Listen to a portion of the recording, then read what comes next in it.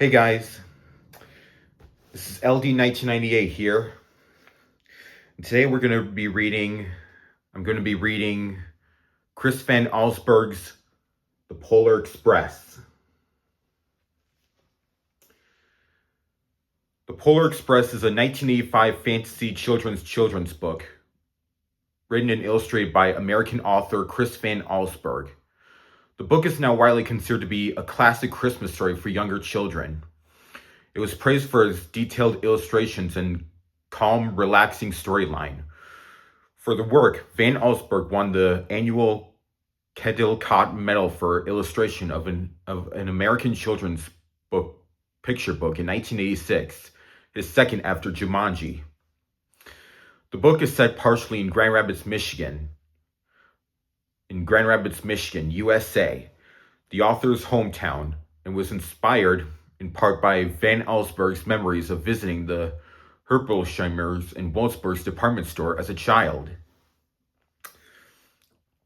Published by Houghton Mifflin. Publication date, November 12, 1985. Yeah, this year marks the 40th anniversary of Chris Van Allsburg's The Polar Express.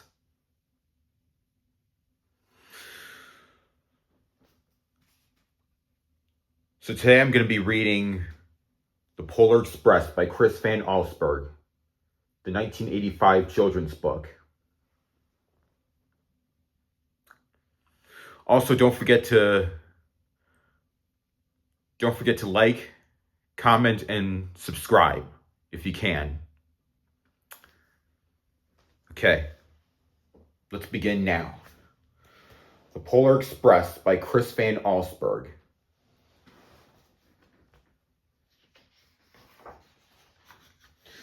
The Polar Express, written and illustrated by Chris Van Allsburg.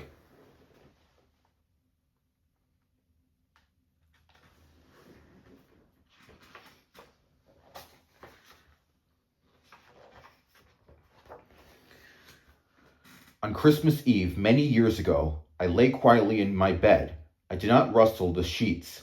I breathed slowly and silently. I was listening for a sound a friend had told me I'd never hear. The ringing bells of Santa's sleigh. There is no Santa, my friend has insisted, but I knew he was wrong. Late that night, I did hear sounds, though not of ringing bells. From outside came the sounds of hissing steam and squeaking metal. I looked through my window and saw a train standing perfectly still in front of my house.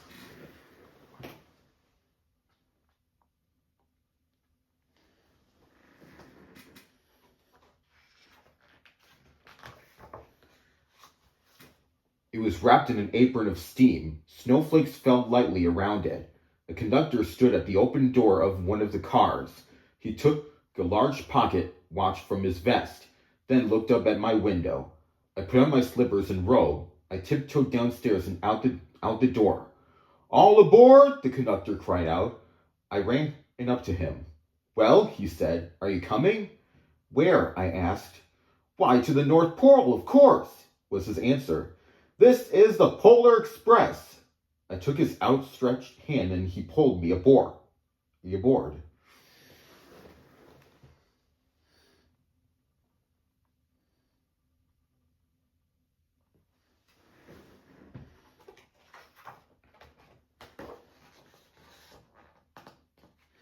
The train was filled with other children, all in their pajamas and nightgowns.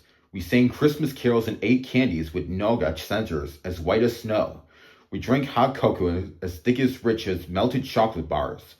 Outside, the lights of towns and villages flickered in the distance as the Polar Express raced northward.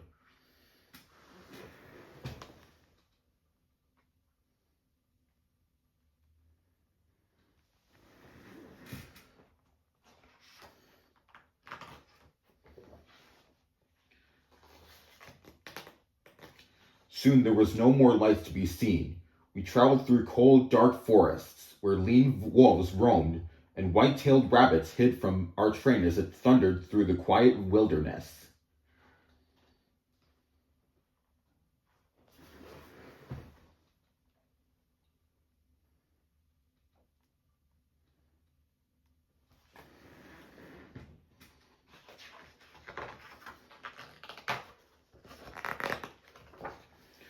We climbed a mountain so high it seemed as we would scrape the moon, but the Polar Express never slowed down.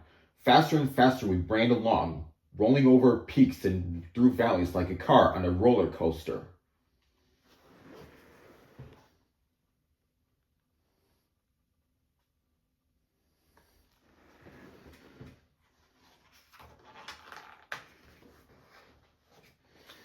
The mountains turned into hills, the hills to snow-covered plains.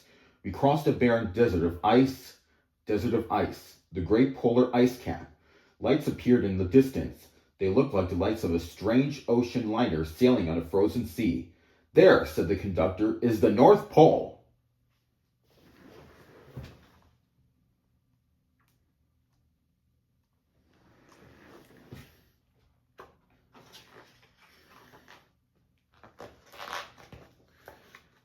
The North Pole. It was a huge city standing alone at the top of the world, filled with factories where every Christmas toy was made. At first we saw no elves. They are gathering at the center of the city, the conductor told us. That is where Santa will give us the first gift of Christmas. Who receives the first gift? We all asked. The conductor answered, he will choose one of you.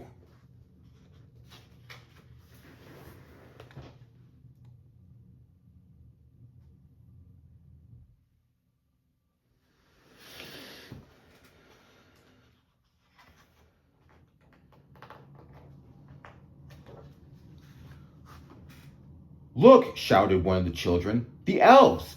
Outside we saw hundreds of elves. As our train drew closer to the center of the North Pole, we slowed to a crawl so crowded where the streets with Santa's helpers. When the Polar Express could go no farther, we stopped at the conductor let us outside.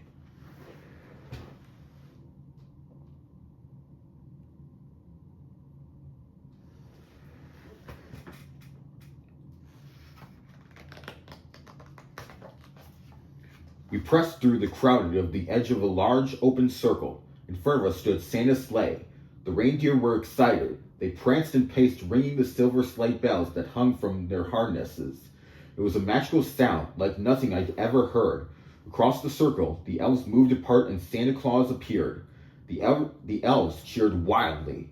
He marched over to us and pointed to me, said, "Let's have this fellow here." He jumped into his sleigh. The conductor handed me up. I sat on Santa's knee and he asked, "Now, what would you like for Christmas?"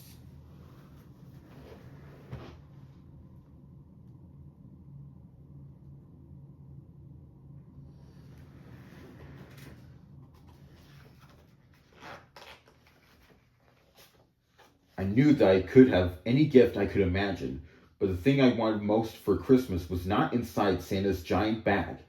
What I wanted more than anything was one silver bell from Santa's sleigh. When I asked, Santa smiled. Then he gave me a hug and told an elf to cut a bell from a reindeer's harness. The elf tossed it up to Santa. He stood holding the bell high above him and called out, "The first gift of Christmas!"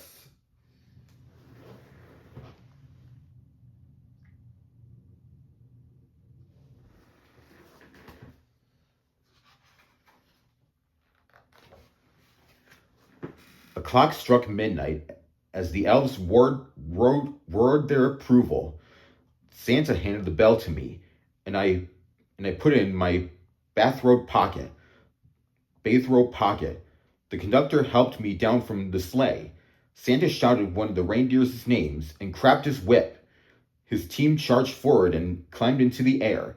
Santa circled once above us, then disappeared in the cold, dark polar sky.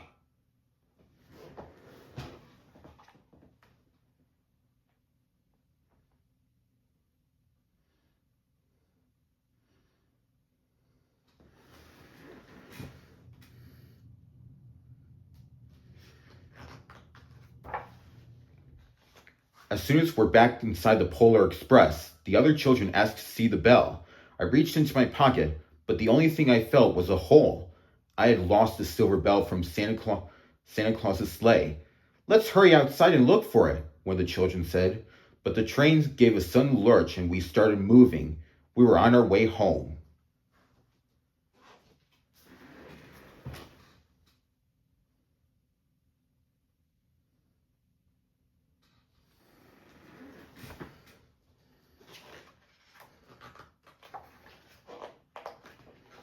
It broke my heart to lose the bell. When the train reached my house, I sadly left the other children, stood in my doorway and waved goodbye. The conductor said something from the moving train, but I couldn't hear him. "What?" I yelled out. He cupped his hands around his mouth. "Merry Christmas!" he shouted. The Polar Express let out a loud blast from his whistle and sped away.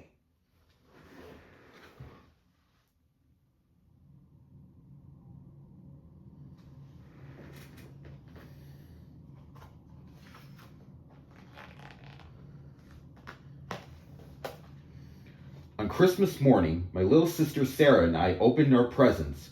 When it looked as if everything had been unwrapped, Sarah found one last small box behind the tree. It had my name on it.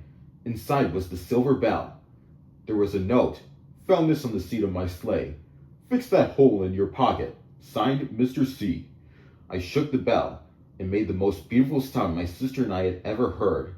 But my mother said, "Oh, that's too bad." "Yes," said my father, "it's broken." When I'd shaken the bell, my parents had not heard a sound.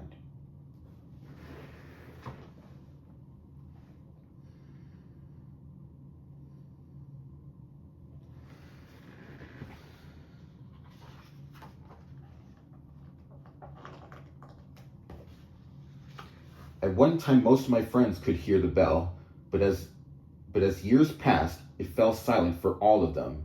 Even Sarah found one Christmas that she could no longer hear its sweet sound. Though I've grown old, the bell still rings for me, as it does for all who truly believe.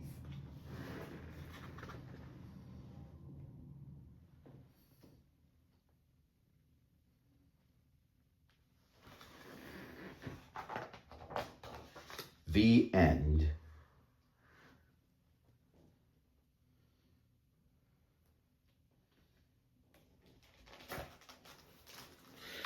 That's the end of The Polar Express by Chris Van Allsburg. Thanks so much for watching, and I hope you enjoy. Don't forget to don't forget to like, comment, and subscribe to my channel. This is LD1998 signing off. See ya.